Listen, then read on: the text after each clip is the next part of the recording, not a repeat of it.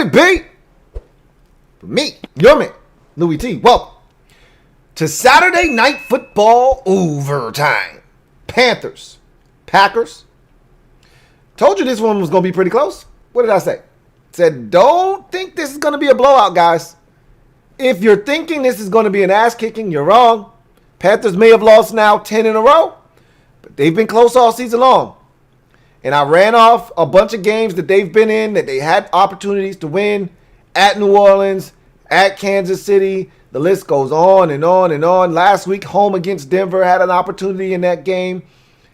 They've had chances at Minnesota. Probably should have won that football game. They've been in games all year long. They just haven't found ways to win. And look, this had a chance to get ugly. You know, Packers jump out to a 21-3 lead at the half. You know, Matt Rule tears into his team at halftime, and they come out play inspired football. They couldn't get a stop. They couldn't buy a stop in the first half, it seemed like. The Packers were having their way on third downs, similar to the game in the first game where the Denver Broncos just simply couldn't get a stop on third down versus the Buffalo Bills. And so I thought this game was going to end up being largely the same. You know, after watching the start, I was like, man, this is not what I expected from Carolina. I thought they would come out with a little bit more fight, a little bit more resiliency. But then I saw the team that I was expecting in the second half, and this game got a lot closer, so much so that we're sitting here at the edge of our seat on a 51-yard Mason Crosby field goal that if it doesn't go through the uprights, Panthers have the football with great field position and a chance to tie this game up. So things got really interesting, you know, late. But as fate would have it, Crosby drills the field goal, pushes the lead out to, at that point, 11. The Panthers go down the field, get the field goal, cut it to 8. I thought Matt Rule handled, you know, a lot of people, well, I don't know how many times you're going to get down here. You need 2 scores regardless. You can either kill yourself trying to get it the first time around because you're already down there, waste a bunch of time. He was playing the clock game. He said, I got the 2-minute warning right here, 2:04 left, kick this field goal. That's going to serve as a timeout. Now you kick it out of the back of the end zone. That's going to serve as one timeout. I got another timeout left. And then if we stop them in bounds, they're going to run this thing down to right around a minute. It ended up being 1:05. And now we're going to have about a minute, roughly a minute. And if they didn't have the penalty, which killed them on that return, because they would have had the ball damn near at midfield. They would have had tremendous field position. You get the damn penalty, a senseless one at that, and it kills you. It pushes you all the way back inside your own 20-yard line. Now you got to go the length of the field, and you got to go the length of the field in just about a minute's time, and you got to go like 90 yards. Good luck. With no timeouts, by the way. So it was the right strategy. I loved it. Not enough coaches think, you know, ahead like that. But you can tell he's an analytics guy. Part of the reason he got the job is because their owner, David Tepper, big analytics guy. Part of the reason he fired Ron Rivera is because they didn't see eye to eye on some of the ideology of the game and how it should be played and how analytics should be used. Bring in Matt Rule, heavy analytics guy. And you saw a little bit of it there. He really used and manipulated the clock well down the stretch. Now, team wasn't able to execute, but he gave them a shot with a minute left. And if you don't have the holding penalty, you're going to be starting that drive at your own 40, 42, something like that. That's very doable. But I digress. This team fought. And that's the thing you need to take away from this game is I said this when he was hired. I said they're not going to be good this year. And they just like the Jacksonville Jaguars, they kind of fooled us early in the season, or at least they tried to. Jacksonville won the first game of the season, and we thought Jacksonville would be one of those teams like the Jets, one of the last teams to win a game this season.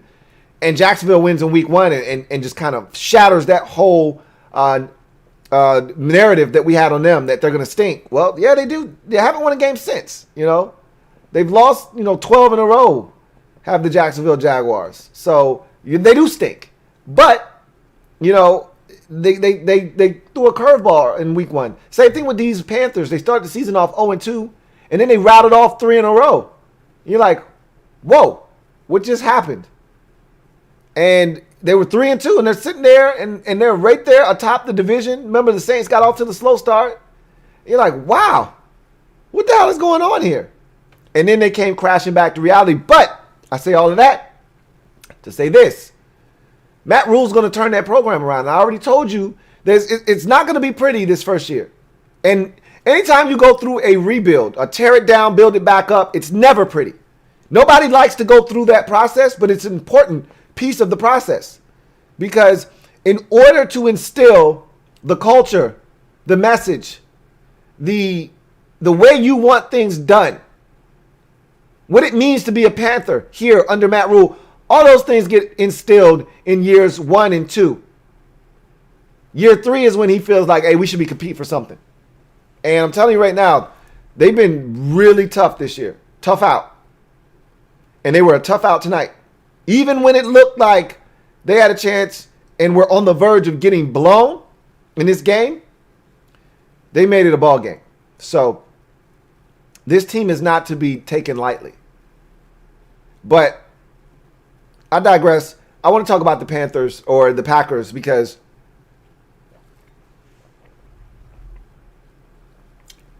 this is a team that I told you, just like I said about the Saints, just like I said about the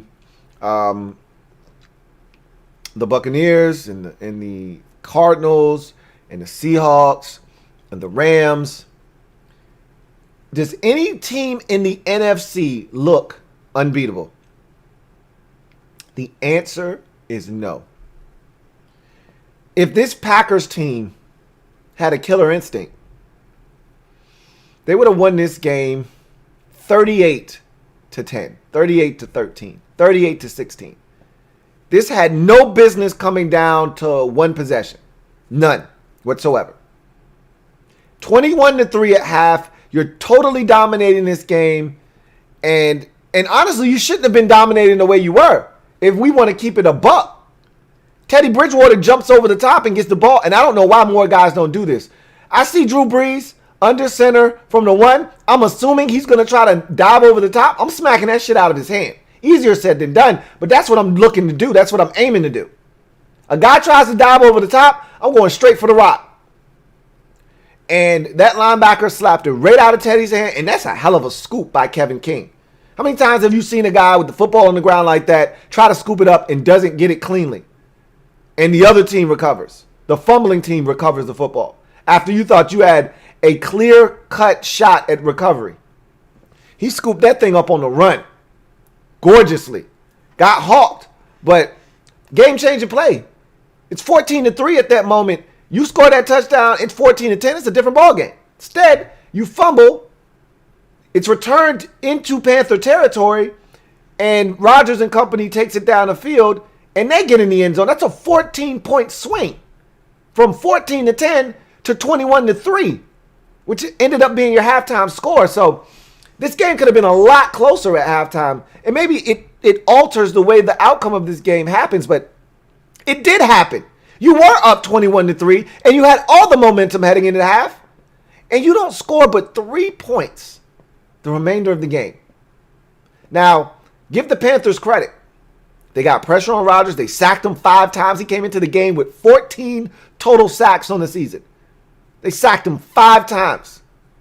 So a third of their sack total tonight they had in this game in terms of Rodgers getting hit. So, and getting put down with ball in hand.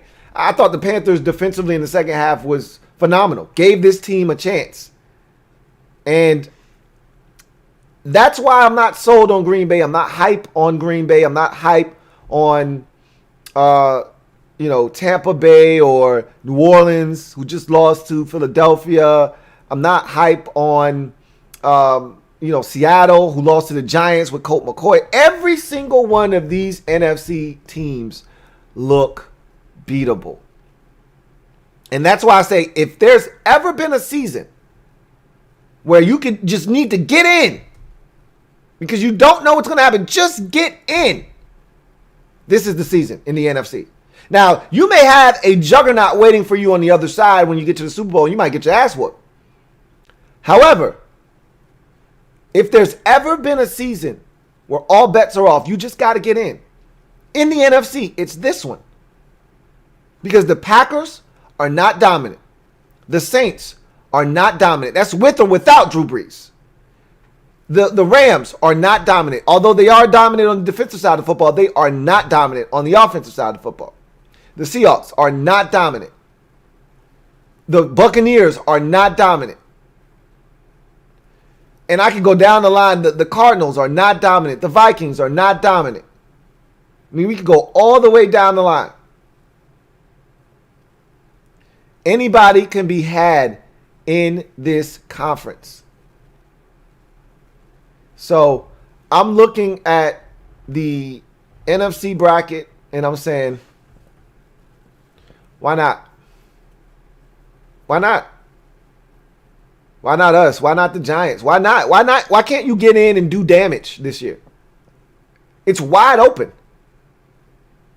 The Packers should have won this game going away. And I've said all season long, there's something with this Packers team. Like they lack the killer instinct or something. Because earlier in the season, they didn't have this conscious, right? They didn't have the ability to put their foot on the brake. Remember weeks 1 and 2? They were scoring 40 like it was going out of style. What was it? 43-34 in week 1 versus the Vikings on the road. The following week, they were down like 14-0 or, 14-3 or something like that to the Lions. And then what they do, run off like, 35 or 40 something straight points. What did they win that game? 42 to 21 or something like that. Like they were scoring 40 and then what happened? I don't know. But like, I look at the Eagles game, for instance. Felt like a dominant performance. They needed an Aaron Jones touchdown run late to put that game on ice. Literally, the Eagles cut it to a one-score game with a punt return and a Jalen Hurts drive. And you're like, why is this game close again? You've been dominating. Why are the Eagles down 1 score? Can you explain this to me? I'm not sure why I'm watching a game that it seems competitive when I've watched the entire game and it hasn't been competitive for much of the day. Why is it a one-score game again? Can you remind me? I'm watching them against Detroit last week, and that's family business, man. As a matter of fact, I'm not even going to bring up Detroit. That's family business. Throw all of that out of the window. It's family business. But, I'm watching this game, and I'm like, why is this close again? I forget. It was 21-3 at half. Why am I watching a game that's 24-16? They don't have an answer for me. They don't know. And I can't explain that to you. Why this turned out to be a one-score game. While we were sitting waiting for a Mason Crosby 51-yarder to go through the uprights and say, okay, they're probably going to win this game. He misses that. It's an 8-point game, 21-13, and they got a chance to tie the game up with a touchdown and a 2-point conversion. So I'm not saying, I'm just saying, I look at this team and I lump them in with the rest of the teams in the NFC and say, they look beatable to me. Look, it's Aaron Rodgers, it's Devontae Adams, it's Aaron Jones. They got some studs, man. Robert Tonyan, go ahead and add him to the mix, too. He's a beast as well. They got studs, man. But at no point do I look at them and say, they're unbeatable. There isn't that team in the NFC this year. Last year, I looked at Seattle and San Francisco, and I was like, man, that's going to be tough. Seattle's going to be a problem, and they were. And I said, because they almost went to Green Bay and beat the Packers last year. And I said, San Francisco, I don't think anybody's going to beat them. They were playing at another level. There's not one of those teams this year. There's just not. 2 years ago, the Rams, you looked at them and you said, man, who the hell is going to outscore those guys? Remember, they were putting up 40 and 50 like it was nothing, like it was going out of style. Like, okay, you want some of this, old man? No. You want some of these Rams? No. There's not one of those teams this year. That was in 18. You go back to 17. The Eagles were like 11-0 at one point of the season. Carson Wentz goes down, and they still don't miss a beat. Nicholas Foles comes in, and they keep the party going. I'm like, I don't know. And, you know, we kept disrespecting them every step of the way. The Falcons going to beat them in the divisional round. Beat them. Well, the Vikings going to get them for sure. They're hot. Minneapolis Miracle. They're feeling good about themselves. Smoked them. There isn't one of those teams. And then you go back the year before that, the Atlanta Falcons in 2016. Who the hell was going to beat them? Nobody. There isn't one of those teams this season. This thing is wide open in the NFC. I thought Rodgers was solid. I thought he used his legs when he needed to. Looked really good using his legs tonight. Aaron Jones was outstanding. Over 140 yards rushing on just 20 carries. Thought he was fantastic in this game. Devontae Adams is Devontae Adams. Robert Tonyan is emerging as a big-time look. I didn't even realize the man leads all tight ends with 10 touchdown grabs on the season. That's fantastic. And I don't think any of us knew that unless you were a Packers fan. That's spectacular. So they've got, like I said, they've got weapons, but I still got questions about this defense. I think this offense lacks killer instinct. I mean, this is the same Packers team that we watched struggle with Jacksonville and easily could have lost that game. Easily could have lost to Jacksonville. I don't know about you, but I'm not blown away by any NFC team, including this Packers football team. So, Rodgers was okay. Was this an MVP type of performance? Not exactly. Not exactly. Mahomes has a chance on the road against the Saints in a national spot because it's going to be the game of the week. He has a chance to make a statement on the road at New Orleans. They'll have Drew Brees back. If he goes and he throw, and we know Mahomes has had it on tilt these last 5 games or so.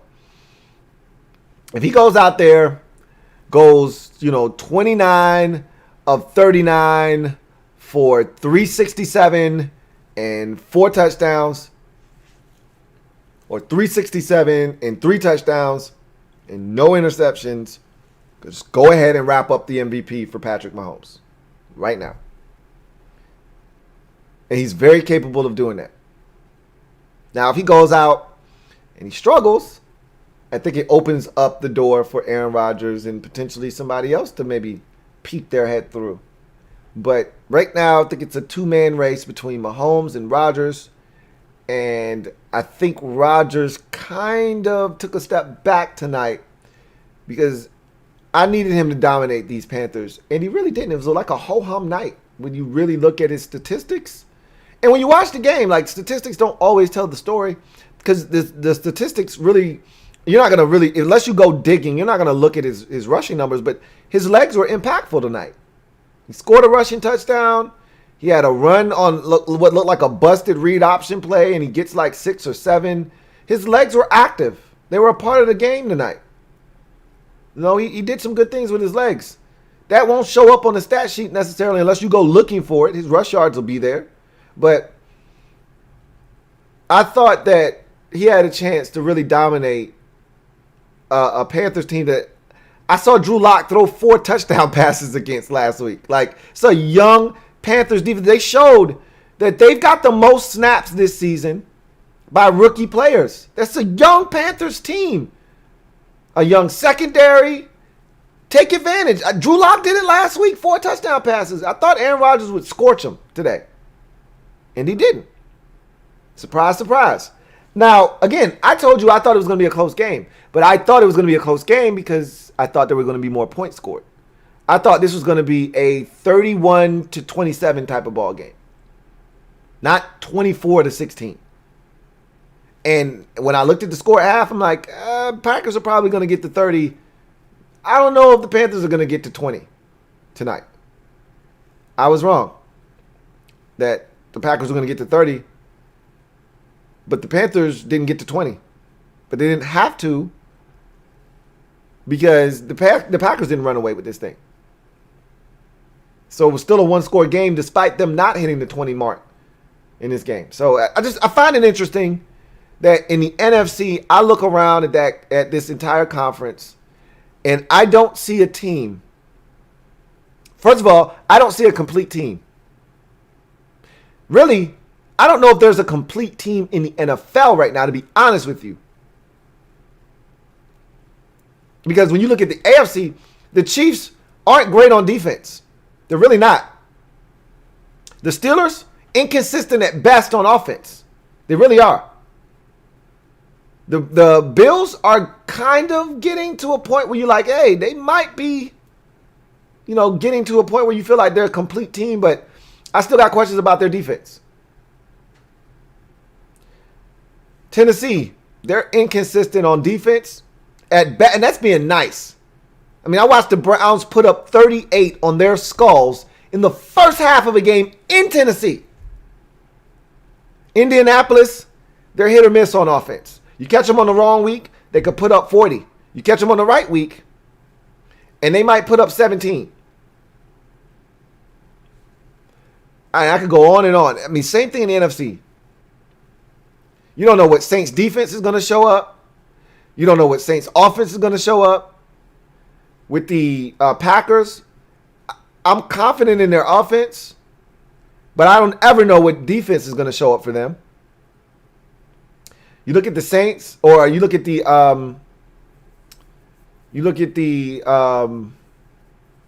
Rams. Their defense is as legit as it gets. Might be in the league. Them in Pittsburgh, I think, are neck and neck.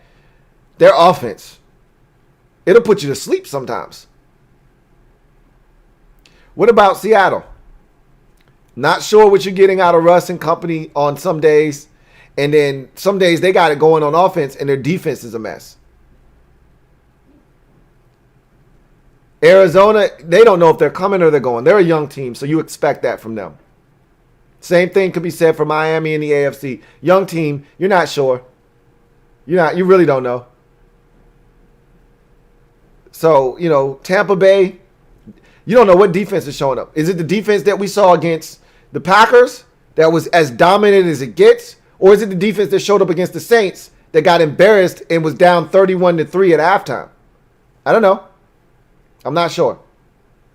So, you don't know. We don't know. Is it the Bucs defense that showed up against the Chiefs in the first quarter that gave up 200 yards receiving to Tyreek Hill? I don't know. Don't ask me. I can't tell you. I don't think there's a complete team in the league. The Chiefs are the closest because they got the offense that can run you out of the gym. They can run you out of the building. But I'm going to say it again. I don't think there's a team in the NFC, and I just want to keep this NFC specific because I do think there are teams in the AFC that have their shit together that are dangerous.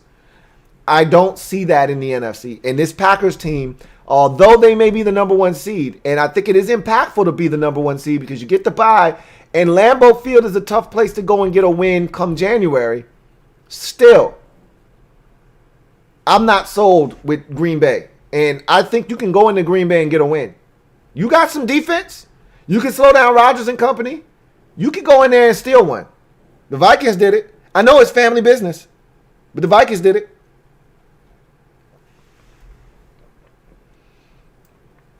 All right. I do have a super chat, so I want to knock that one out real quick. This super chat is from my man JL Smooth. Thank you for the super chat, John Livingston. Greatly appreciate you. Who writes, Lou, it's lit here in Buffalo. Let's go. Hashtag Bills Mafia stand up. Party like it's 1995.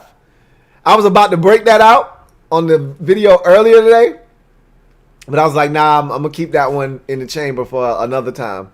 But yeah, man, I'm so excited for you guys. I really am, man. It's been a long time coming. It's been a long time coming. But I know change gonna come. I knew this change was gonna come eventually, but Brady had to carry his ass first. But 95. Jeez. I was 9. 9. In the house playing NFL 95. I'm gone. Call the ambulance. Y'all don't know nothing about that game. Anyway, congratulations, man. This has been a hell of a season. And you're not done yet. You still chasing after the number 2 seed. And you got a chance to do some real damage, man. Especially if you get that number 2 seed. Thank you for the super chat. Got one here. I got a comment here from Cody Larson, who writes, our defense was the reason we won this game. I agree. Also, I didn't think Matt called a great game, so I think that's why our offense struggled. Plus, our O-line wasn't great. So let's pick apart this comment. The defense was the reason you won the game. I agree. I thought the offense gave you a boost early. They're like, here, gave you 21. And we appreciate the assist on the last one. You know, forcing the fumble, getting it out to midfield, you know, into Panthers territory. Really appreciate you for that one. We'll take it from here. But we're pretty much done for the night. We going to need you to make this 21 stick. Can you do that? We'll see what we can do. We can't make any promises. Well, that's all we can ask for. So the defense was able to get pressure on Teddy Bridgewater. They had some issues with DJ Moore tonight, but they limited Robbie Anderson. They limited Teddy Bridgewater. They limited Mike Davis. It was probably a really good thing that there was no Christian McCaffrey. That might have been problematic for you, but the defense definitely played a good game. I thought your corners were exceptional, you know, against the pass. They weren't afraid. I don't feel like they were afraid, even though these guys can run. I don't feel like they were ever that afraid of these Panther wide receivers. Matt, I don't know if he called a great game either. You know, it's hard for me to say that. I'd have to be really locked into what, you know, is being called and how it's being called, when it's being called, for me to make that assumption that he didn't call a good game. But the offensive line, I can definitely assess that now. They weren't good. You know, Rodgers was sacked 5 times, and of those 5 sacks, I'd say 3 of them were immediate pressures, whereas Rodgers didn't have a chance. You know, I can think of one where Brian Burns wins off the edge. He misses the sack initially. Rodgers tries to escape, and here comes the rookie Brown to clean him up. Like, there's nowhere for him to go. And these were immediate pressures. So I could definitely say that the offensive line was not great tonight. I agree with you there. I do have a couple of super chats here, so I'm going to take those. Fat American, thank you for the super chat. Fat American, greatly appreciate you. Fat American writes, NFL as a whole just isn't consistent anymore. You know, you get years where you get dominant teams. Normally, it's crazy. Normally, there is at least one dominant team. I think the Chiefs represent that right now, but they're not dominant on the defensive side. I think everybody that has seen the Chiefs this year feels like you can move the ball against their defense. You just better score touchdowns because Mahomes and company can score. So, excuse me, it's like they just do whatever is necessary offensively. Okay, Denver only wants to score 16. We'll score 22. Oh, Carolina, you want to score 31? We'll score 33. You know, so they can play that game with you. You want to score 38? Okay, we'll score 40. You know, the only team they couldn't do that with, they couldn't outlast, was the Raiders the first time. The Raiders scored 40, they scored 32. But, you know, that's just a testament to their defense or their offense being as dynamic as it is, but their defense, and it also shows you that their defense can be had, and we've seen that. But normally you get dominant teams, you know, where you're like, man, I don't know who in the hell is going to beat them on this side of the bracket. We don't really have that, at least not in the NFC. But, you know, as a complete team, I don't think we have many of those in the league right now.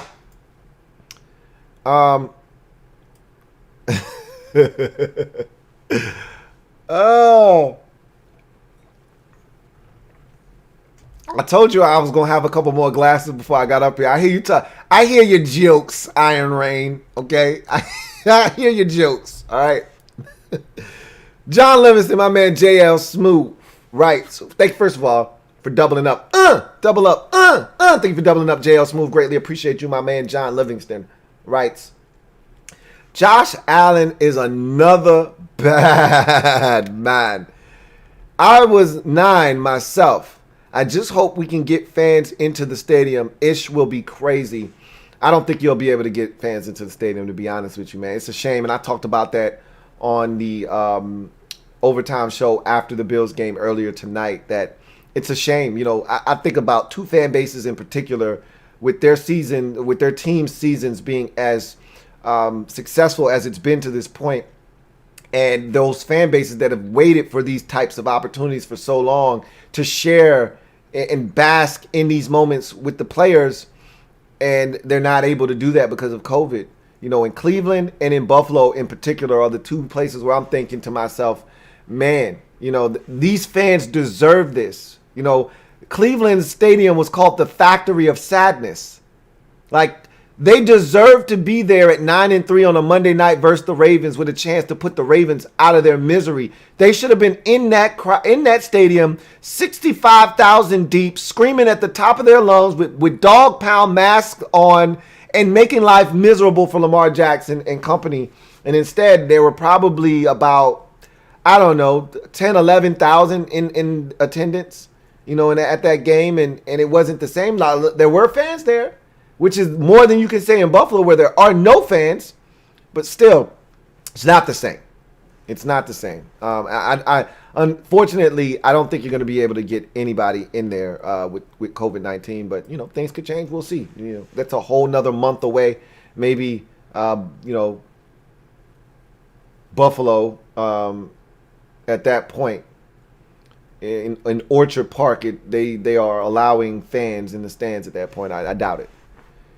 Got a super chat here from Silver Villains, my man Silver V. Thank you for the super chat. Greatly appreciate you. Silver V writes, "What's up, Louie T? Which would be the best Super Bowl matchup? Chiefs versus Packers, or Ravens versus Rams, or Steelers versus Bucks, or Bills versus Seahawks?"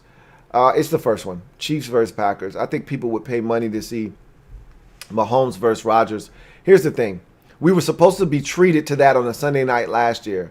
Well, when we got to the game, there was no Mahomes, so we had to settle for Matt Moore versus Aaron Rodgers. And the Chiefs still found a way to win that game, but it wasn't what we signed up for. We wanted Mahomes versus Rodgers. We got Matt Moore versus Rodgers. I think people want to see Rodgers. And you know, there are certain Super Bowl matchups, just like in the NBA, there's certain, you know, superstar matchups that you want to see that we never got. We wanted Kobe versus LeBron so bad in the NBA, never got it. And you never usually don't get what you want. You know, and if you do, you get it a lot later than when you should have gotten it, and those guys aren't what they once were when you should have gotten it, i.e. Pacquiao, Mayweather. You know what I mean? Generally in sports, you don't get what you want. You know, I always talk about the 98 Super Bowl. There should have been Vikings and Broncos. Instead, I got Falcons and Broncos. You don't get what you want. I want Chiefs, Packers. You know, if my boys can't be in it, and at this point, I'm not counting out anything. Because, like I said, this NFC is not super impressive. If I can't get my boys in there, I'd love to see Chiefs, Packers. Why the hell not? I'd love to see Aaron Rodgers have another shot at a chip. You know, a guy of his status, one of the greatest quarterbacks I've ever seen. And right now, Mahomes is trying to take away the mantle of greatest quarterback I've ever seen, the greatest quarterback I've ever seen. And I've seen a lot of them. And it's no disrespect to Elway. Watched him. No disrespect to Marino. Watched him. No disrespect to all of the greats that have come before. But I've never seen anything like Patrick Mahomes. Rodgers is the closest thing. Rodgers has more longevity. Rodgers has been more consistent. I think Rodgers was a little bit better of an athlete than Mahomes. But at the end of the day, I would love to see these two square off. Are we going to get it? I don't know. But I would love to see the greatest quarterback of my generation have more than one Super Bowl championship. So, I'd love to see Chiefs Packers. I don't think we're going to get it. So, I think the Chiefs, they're going to hold up their end of the bargain. I don't think the Packers will hold up their end, however. But, we'll see. First, they got to get that number one seed. That's important for Green Bay. The more they have to play, the more opportunities they are exposed to lose a game.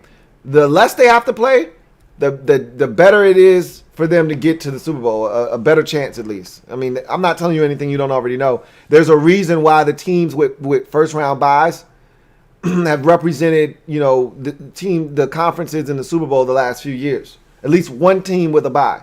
Rarely do you get a 3 seed versus a 6 seed, or a 3 versus a 4 in the Super Bowl. One of the ones or one of the twos is going to be there. Well, this year it's just the ones with a bye. I guarantee you one of those ones will be there. Might be both of them. We'll see. But I would take Packers and Chiefs. Thank you for that super chat. All right. Cody Larson says, do you think this game could have cost Aaron Rodgers the MVP? I won't say this game cost him the MVP. If he doesn't win it, it did not help his cause. I will say that. I think this game definitely was an opportunity for Rodgers on a big-time, primetime stage to announce to everyone, look, I'm having a hell of a season. I should win the MVP. And he didn't do that. Thought he squandered an opportunity to go out and really crush the soul of this Panthers team up 21-3. He had a chance to pad the stats, You got a chance against Eastern Carolina, Eastern Coastal Carolina to win 72-10 and throw for 5 touchdown passes and 467 yards. You do it. You do it. He didn't do it tonight. Hassan Moore says, this was a good game, and the Packers are showing why they should be in the playoffs or even close to the Super Bowl. Close up to the Super Bowl. I don't know if you meant to say shouldn't or you meant to say they should. They're going to make the playoffs. They're going to be a top 2 seed. The question is, are they the number 1 seed? Are they going to get the bye? Are they going to have the road to the Super Bowl in the NFC come through Lambeau? Or are they going to be the number 2 seed? Are they going to slip up down the stretch and allow the Saints to recapture the number 1 seed? That's really the only question. Hassan Moore says, Aaron Rodgers is coming close to that MVP and had the help of Devontae Adams. Devontae True Adams. Devontae Adams is a beast. I don't understand how, people, again, I've said this a million times. I don't really need to rehash this. But I don't understand how teams allow him to kill them every week, it seems like. Hassan Moore says, even though the Panthers are 4-10, they are a team that fights and may be good next year. Agreed. Talked about that numerous times tonight and, on previous shows with this Panthers team. Cody Larson says, I am proud of my defense.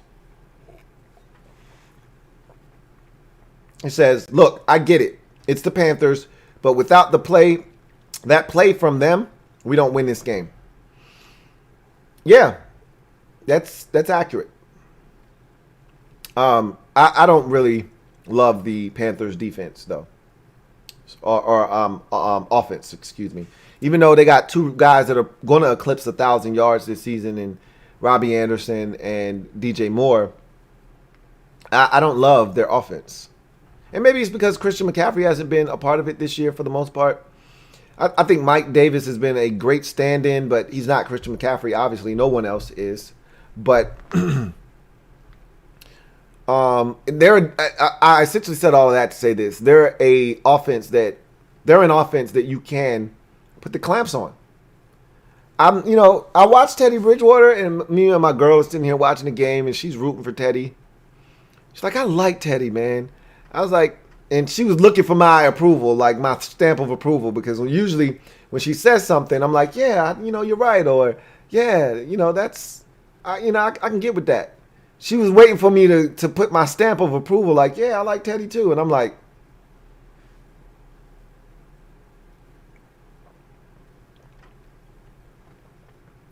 so she said it again because she was waiting, like maybe he didn't hear me.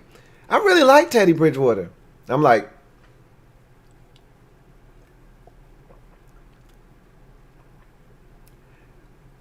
I don't have a problem with Teddy.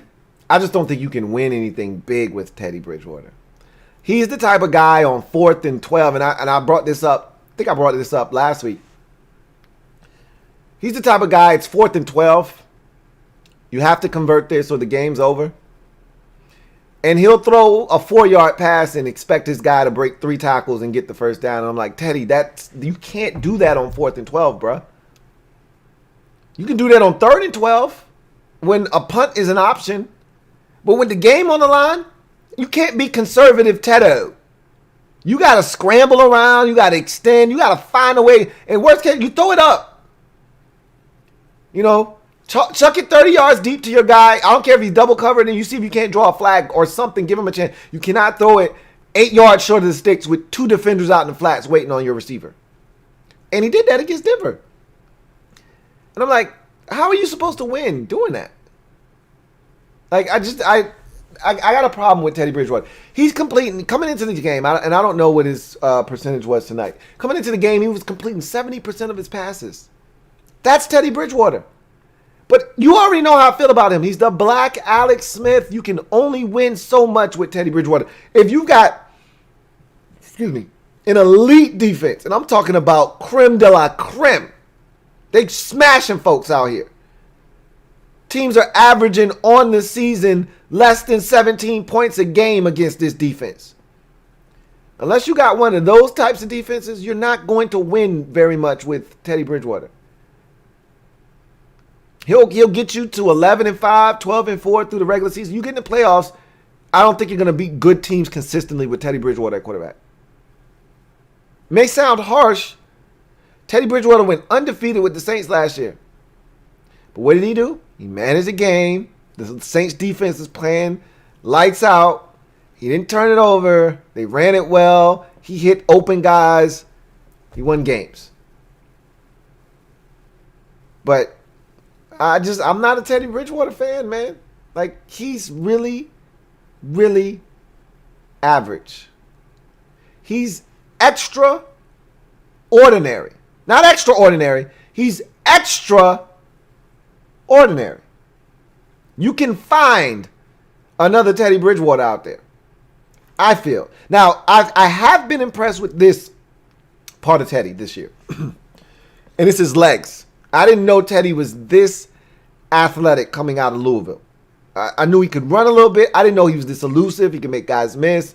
He was that slithery, a little bit more speed than I thought. Like, that portion of his game, I was like, didn't know you could do that, Ted. He's like, yeah, I got a little something up my sleeve. Cool. So I said all of that to say this. You should have dominated their offense. They got some guys out wide that can hurt you, but for the most part, not really blown away by the Panthers' offensive attack.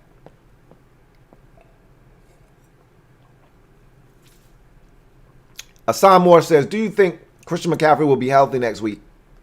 I don't think I know he'll be healthy next week. I was hoping that they just shut him down for the season and be like, you know what? We're 4-10. We want you to be healthy for next year. Don't worry about these last 2 games. You're good. We'll just play out the string. We want you healthy for next year because that's when we're going to try to start doing some damage. I think these bastards are hell-bent on trying to play to win down the stretch to, create this momentum going into 2021. And I think they're going to bring his ass back next week. And I'm like, hey, just shut him down, man. Just shut Christian McCaffrey down. Fantasy football's over. They don't need you anymore. Just shut him down. And they're like, nah. Actually, technically, there's one more week. Championship week. I'm like, come on, man. I got the Panthers next week. Just let it go, man. Let it go. Next year. It's a brand new year. I don't think they're thinking that way, though. I think he's going to play next week, to be honest with you. I'm not looking forward to it. Got a super chat here from Fat American. Thank you for the super chat, Fat American. Double up. Thank you for doubling up, Fat American. Greatly appreciate you. Who writes, if Haskins lights it up tomorrow, you sold on giving him a chance in Washington's future, or should we still draft a guy? Now, I don't really care if Haskins lights it up tomorrow or not. I want to draft a guy. I want to move on from Haskins. I've seen enough. I know what I know now. He may be really good for somebody else. I don't think he's going to be able to succeed here in Washington. But it's going to take a lot of work to get him to be a consistent quarterback because the mechanics say that he's not going to be successful in this league. That's just watching him throw the football, do the things that you have to do on a consistent basis to be a winner in this league.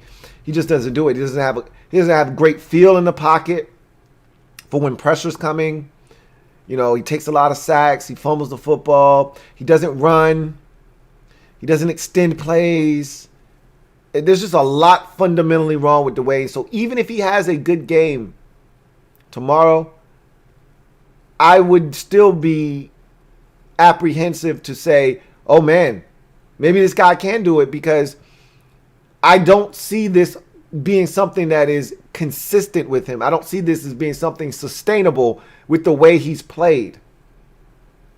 Even with Josh Allen, and this is the thing, people like to compare him to Josh Allen and do this and that. Even with Josh Allen, even with Mitchell Trubisky, whoever you want to talk about. I brought up Mitchell Trubisky. It caused a firestorm. I knew it was going to do that, which is why I didn't want to bring it up. But, you guys kept pushing, so I brought it up. Those guys showed the willingness to extend, the willingness to run. I remember Josh Allen's rookie season. It was a game where I said, oh, wow. Minnesota on the road, rookie season. Josh Allen, first of all, Minnesota's good. The Buffalo Bills are not. I think they were winless at the time. I remember this game very vividly because everyone got eliminated out of the survivor pool in that week. Every single person in the survivor pool picked Minnesota to win the game. And Buffalo went and stunned the Vikings. And Josh Allen was running all over these jive turkeys. And I said, wow, that was impressive. They got to Kirk Cousins. They forced turnovers, and Allen made them pay. And I said that to say that he showed the ability, even when he was struggling with accuracy and with some mistakes and turnovers and things of that nature, he showed the ability to be a playmaker. To a lesser degree, Mitchell Trubisky has shown the ability to be a playmaker. Other quarterbacks have shown the ability, Sam Darnold, whoever you want to add into that mix, they've shown the ability to be a playmaker. Dwayne has not. He refuses to run. He refuses to extend plays. He looks awkward when he does extend a play. I don't think there's any way you can feel confident, even if he played well tomorrow, that he's a guy that you could see him doing this for 16 games every year. I don't see it. I've watched enough football to know when I see what I see. And I've seen enough with Dwayne, honestly.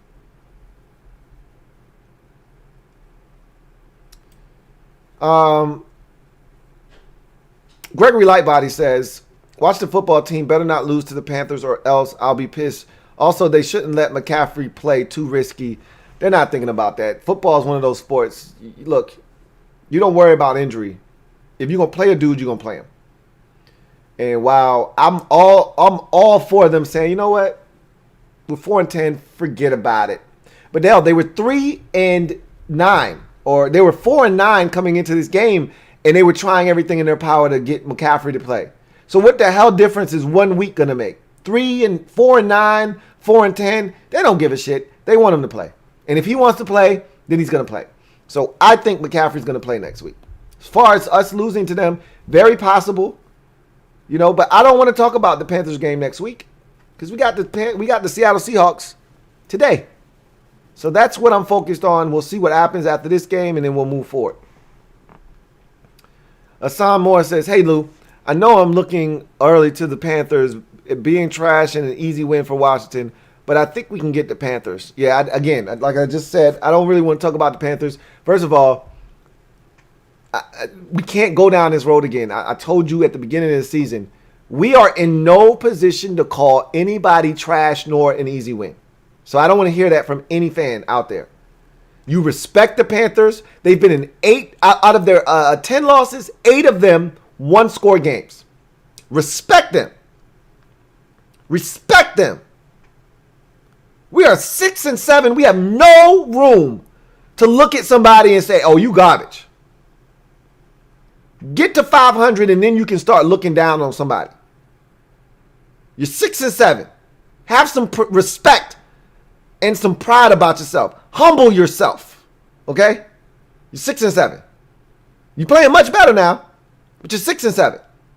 Humble yourself. You're not better than anybody. You don't get to look at somebody and circle them as a win on your calendar. Every game is one that should be looked at as, man, we can get our ass whooped this week. That's where we're at. We're not the Chiefs.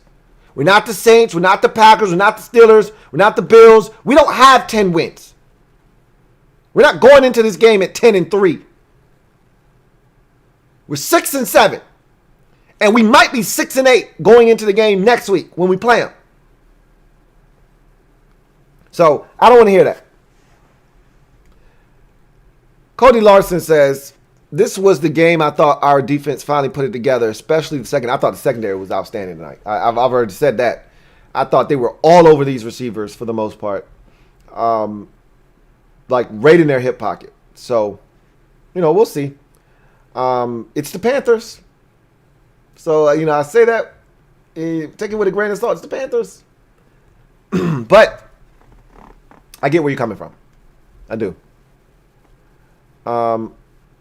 Captain, got a super chat from Fat American. Thank you for the super chat, Fat American. Greatly appreciate you. Thank you for tripling up Fat American rights.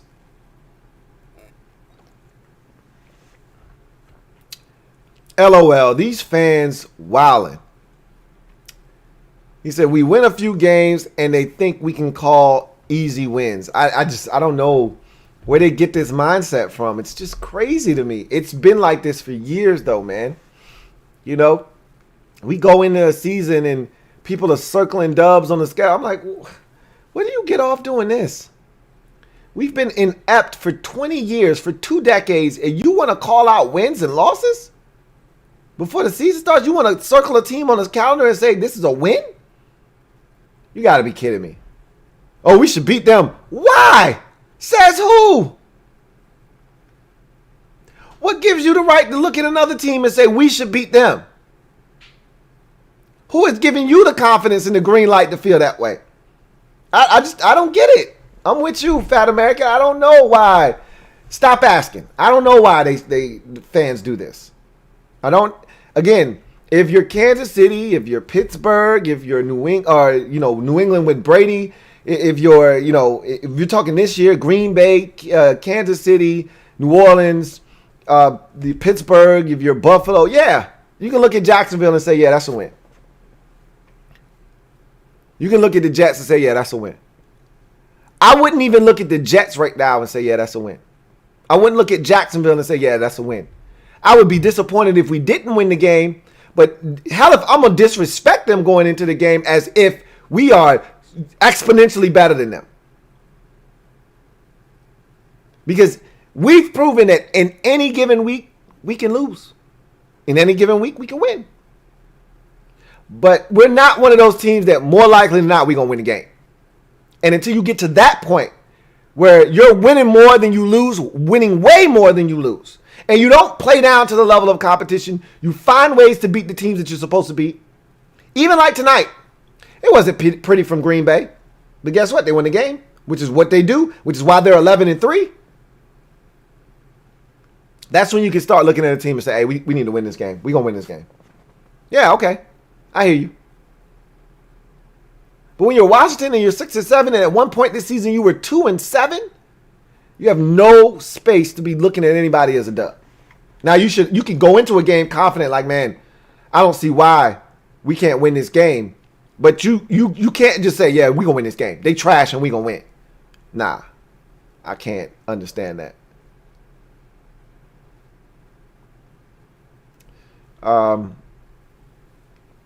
Anyway. Thank you for the super chat, Fat American. Let's see where we at, man. Got one here from Captain Spartan. It says, Matt Rule might continue his trend and finish 4-12 this year, 8-8 next year, then 12-4 in 22. Only thing that he's never stayed at college more than 3 years, so who knows what's next. Right? Because usually after he builds a program up, he elevates himself to a new job and a new challenge and rebuilds another program and then moves on and takes another step to another program. This isn't college. He's looking to build this thing into a perennial powerhouse. And unlike at Baylor or unlike Temple, you ain't looking to use this as a stepping stone to go coach the New England Patriots. You're looking to coach the Carolina Panthers for the next 2 decades, you know? So you're right. We don't have a track record, but if the man is capable of taking a program from 4-12 to 12-4 in 3 years, then I would assume that he's able to sustain it. And that's just me. You know, some guys are great at building. They're not great at sustaining. So you could be right. You know, he could not be good at keeping it where it's at. But, you know, we'll see. He seems like a guy that if he builds it to 12-4, he might be able to sustain it.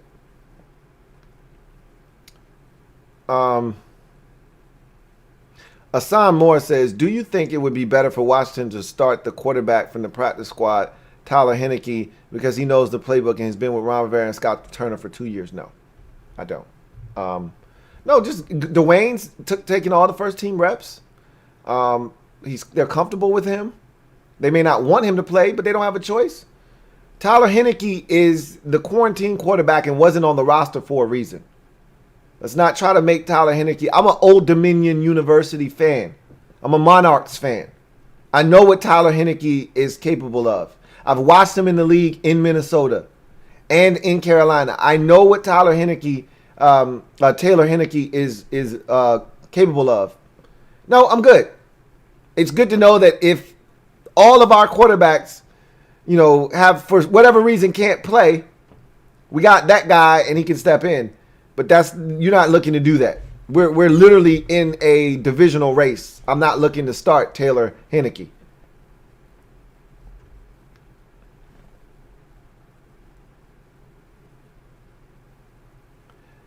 Hassan Moore says, do you think the Packers are Super Bowl contenders? Sure.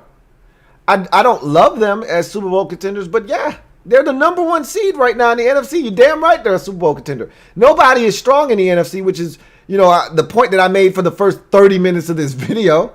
But they might be the best of that group. Yeah, you're damn right they're Super Bowl contenders. Captain Spartan says, how do my man Teddy look? I really hope Panthers don't look to replace him. As a Louisville fan, I really want him to succeed. I've already given you my opinion on Teddy. Tedo is just a guy for me. You know, look, he does some things better than just a guy. But if we're keeping it a buck, he's the Black Alex Smith. What more can I say? What more do I need to say? If I'm telling you he's the Black Alex Smith, I'm telling you that this guy is the most professional game manager you've ever seen. Capable of taking a team to 11-5, 12-4 in the regular season, but when you get in the preseason, in the postseason, and shit gets tight and teams get really good, that's when he will struggle and he won't be able to get you over the top. I don't know if they'll be looking to replace him or not, but 4-12, it'll be pretty damn enticing if they're sitting there with the 5th pick in the draft. You know, you look around and you're like, hey, this Trey Lance fella is sitting right here. Sure would be nice. Why the hell not? Be hard to pass it up. I'm not saying. I'm just saying. Justin Fields, him too. Even though I'm not a big fan. Okay? Did you see him today? Hey, beware. Buyer beware these damn Ohio State quarterbacks, man. I'm not going to tell your ass again. I know we shouldn't lump all of them in together, but every time Justin Fields has been in one of these massive games, this is what we've gotten from him. I'm not saying. I'm just saying. Anyway, Gregory Lightbody says, have you seen Mac Jones play? He looks like he could be a good option for Washington. I told you, He's a guy that's going to intrigue some people. The question with Mac Jones is going to be, is Mac Jones actually good, or is the talent around him just superior? It's a fair question. You know, we'll see. Watched him a little bit today against Florida. I didn't walk away saying, man, Mac Jones is good. I said, man, Najee Harris looks like a Pittsburgh Steeler to me. Damn, he's good. That's what I walked away saying. Can throw it to him. He can run it.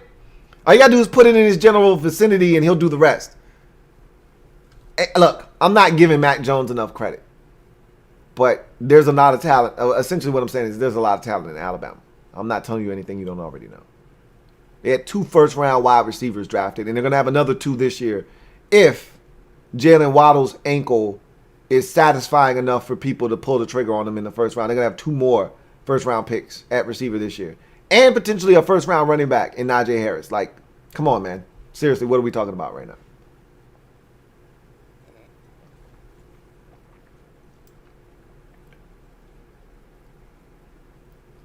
Got a super chat here from Fat American.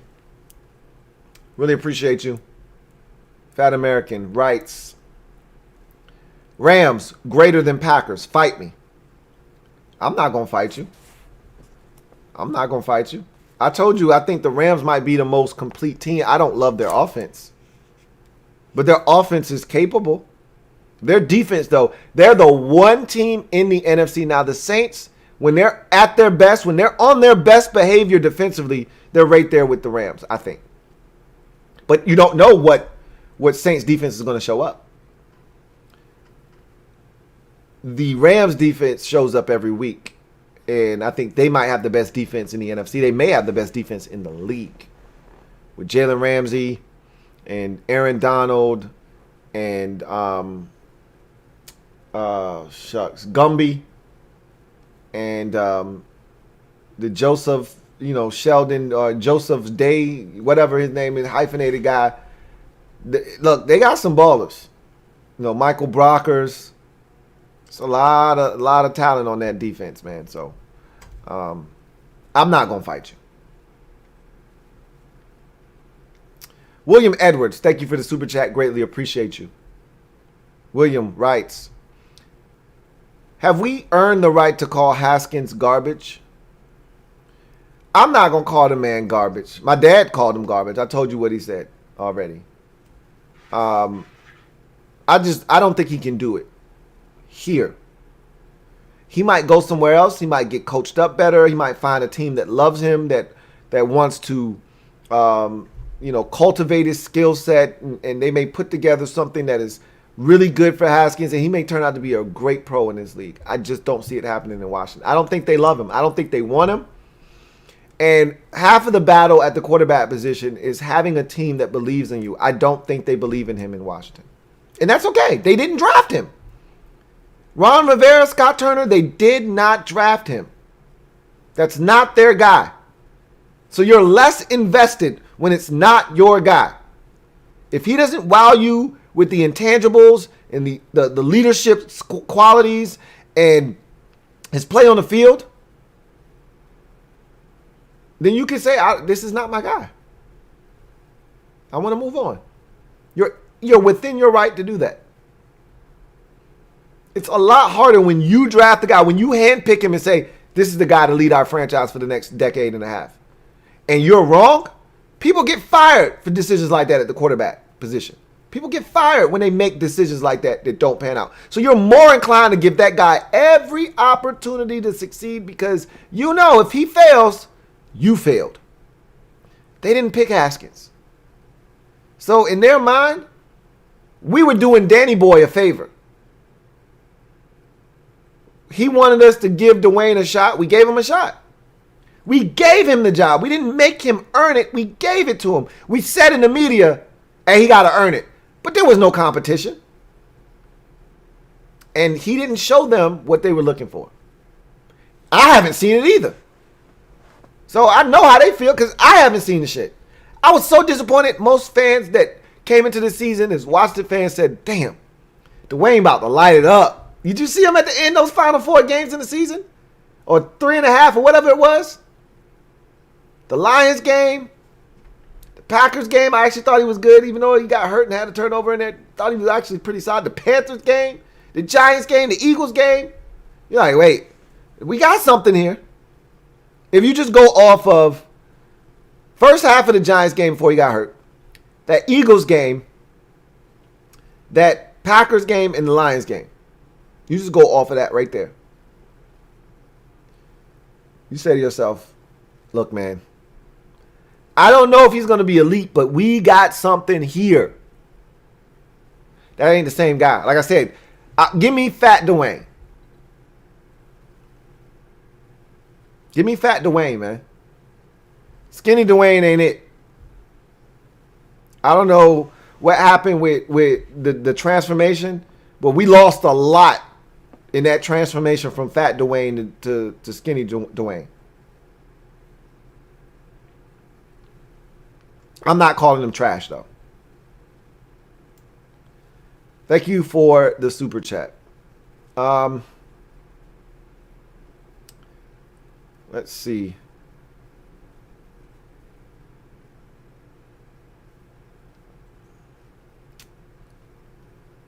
We're right here, I think.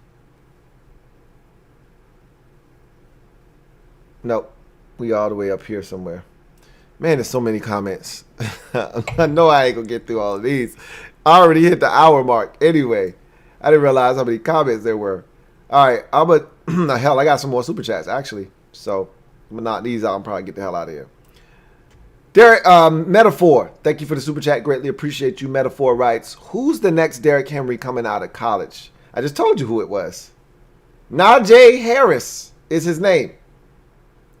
I didn't love him last year. It was crazy. I didn't love him last year. He didn't come out last year. I was like, why didn't he come out? I don't know if he even had an answer for me, but dude looks pretty damn legit, man. I watched him in the bowl game last year, and I was like, I gained a new appreciation, and I should have already had it. It shouldn't have taken one game at the end of the season that in terms of Alabama standards didn't matter because they weren't in the playoffs last year for the first time, and it seems like forever. It shouldn't have taken that game for me to wake up to Najee Harris and say, shh, he's an effing beast. You know, I hate the fact that he takes these small choppy steps. It seems like he doesn't open up, but he's moving. He's catching the football. Rarely does the first guy tackle him. He does everything. Pass protect, run, catch it, yards after contact. You name it, he does it. Najee Harris looks like the next coming of Derrick Henry. Coincidentally enough, they played for the same school. Killer Cam 0714 says, first of all, thank you for the super chat, Killer Cam. Who writes, who is the best team to beat the Chiefs in the playoffs? On the AFC side of the bracket, I'll give you 3. 4. I think only 4 teams are capable of beating them. And really, you probably can reduce that number and cut it in half, but I'll give you 4. I think the Steelers, even though I don't know if they're offensively gifted enough. Steelers, Bills, even though I don't think the Bills are ready. Here are the 2 teams that I really think have a realistic shot too. Like if I cut it in half, I'd cut the first 2 I just gave you off and give you these 2. Indianapolis and Tennessee. Now, Indianapolis, because of the defense that they play, they can slow them down. And I think they might be able to get it done. I wouldn't bet on that. But I think they give you a really strong chance. And then obviously Tennessee. Tennessee played them last year. They have the ability to take the air out of the football, limit the amount of possessions that Patrick Mahomes will have in a game. They can get in the end zone. They could really be problematic for Kansas City. But those are the 4. I don't see anybody. I don't see the Ravens or the Dolphins or the Browns. Or the Browns are another team with the ability to take the air out of the football and really limit Kansas City. offensively because of their offense having the ability to stay on the field. I just don't think they have enough yet. This is a young team, first time in the postseason. They're just happy to be here, man. I can't see the Browns taking them out. So it'd be those 4 teams. The best, if I had to cut it down to 2, it'd be Indianapolis and Tennessee. If you made me reduce it down to 1, I'd probably say it's because if the Steelers still had Bud Dupree, I'd probably pick the Steelers. But his loss, I don't think people understand how big of a loss that is. Changes them drastically defensively. Honestly, it does. I'd probably pick Indianapolis if I had to reduce it to just 1 because of their defense. I don't trust Tennessee's defense enough. Just like last year, Tennessee was able to jump out on top early with the run game, and they really played a perfect first half, and then you looked up and they were down like 28-10, and that offense just got cooking, and there was nothing that Tennessee could do. Indianapolis has the defense that is capable of slowing them down enough and giving them a shot. So I'd say Indianapolis, but I don't think so.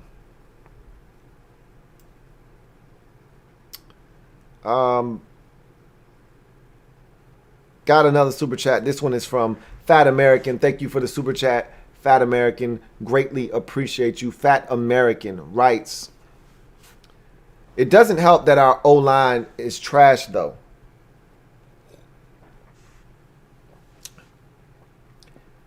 It never helps if your O-line is trash. Now, our O-line is not trash. Okay? Our O-line is not trash. That's one thing. Let me say that.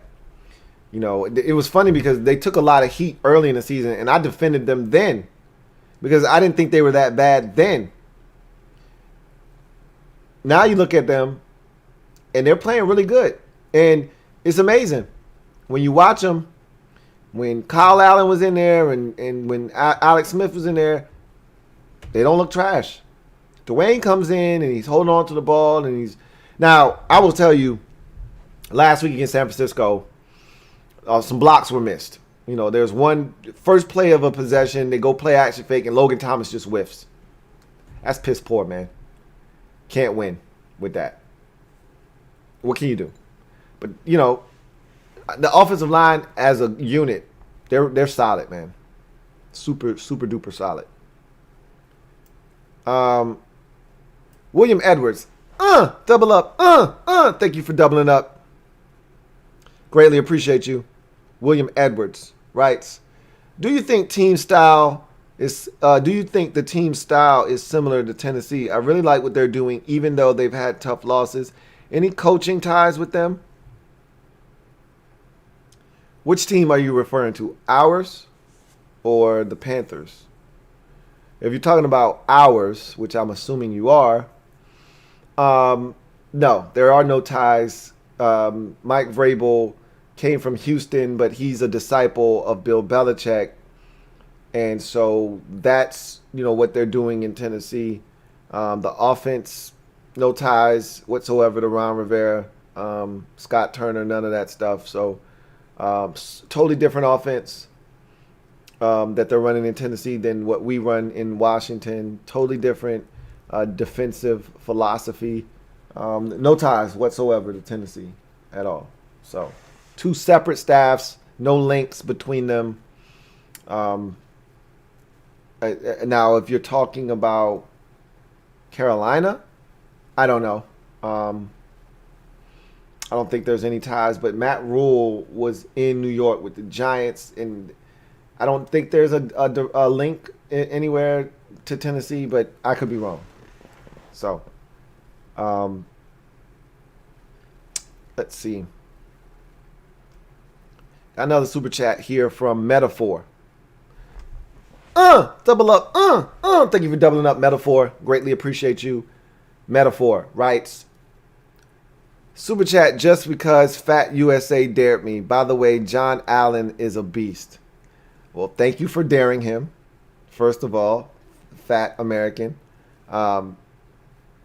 Really appreciate you. Thank you for the super chat. Metaphor. Really appreciate you. And John Allen is a beast. I agree. Wasn't getting his credit early on in the season, but I think he has shown his weight in gold this season to the staff. I think to the fan base. The film doesn't lie. He's been outstanding this season. So I agree with that. Got another super chat from Fat American. Make me put my glass down. Got to go windshield wiper status. Really appreciate you, Fat American. Thank you so much for the super chat. Fat American writes, tied for 28th in the league for sacks allowed. I don't know. So when you look at that number, you got to take into consideration how those sacks were achieved. You got to take into consideration when a lot of those sacks were had. And I bet you if you go back and you analyze, a lot of those sacks came within the first 5 weeks of the season, because you got to remember Aaron Donald had 4 sacks in week 5. There was a linebacker named Reeder in that game who also had 4 sacks in that game. I think Alex Smith got sacked 6 times, maybe 7 in that game. Kyle Allen got sacked once or twice. It was a bloodbath against the Rams. Not to mention Dwayne was sacked at least 3 or 4 times versus the Browns. I think Dwayne was sacked at least 2 or 3 times versus the Ravens the week before. I think Dwayne was sacked at least 2 or 3 times versus Arizona. And then Dwayne was sacked at least once. I can remember him fumbling against Philadelphia. So a lot of those sacks came in the first 5 weeks. And then you got to also think about Alex Smith. How many of those sacks is Alex falling down because he's scared? Pressure. Alex, instead of him getting out of there, he just crumbles under the pressure, doesn't get out. Some of that is not on the offensive line. So, again, when you look at those numbers, they can be misleading. If you've watched the games, everything needs to be taken with a grain of salt. There's context to everything. Everything. Now, if your line is giving up 3 sacks every week, then you say, okay, no. And there are immediate pressures. You go, okay, we got issues. That hasn't been the case. If we've been through multiple tackles, we had our right tackle have to go to left tackle. We put in our 4th string tackle in David Sharp, and we still were able to get by. Like, this offensive line is not terrible. It's not even close to terrible. It's a really good quality offensive line, honestly speaking.